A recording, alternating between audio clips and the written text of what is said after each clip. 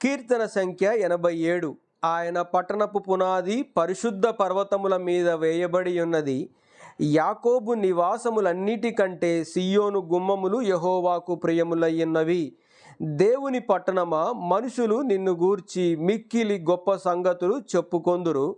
రాహాబును ఐగుప్తు బబులోనును నాకు పరిచయులని నేను తెలియజెప్పుచున్నాను. ఫిలిష్టియా, తూరు, కూషులను చూడుము, వీరు అచ్చట జన్మించిరని యందురు.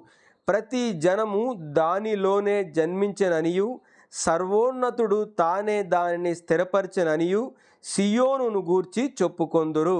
యెహోవా జనముల సంఖ్య వ్రాయించునప్పుడు ఈ జనము అక్కడ జన్మించెనని సెలవిచ్చును. పాటలు పాడుచు వాద్యములు వాయించుచు మా ఊటలన్నీయు నీయందే యున్నవని వారందురు.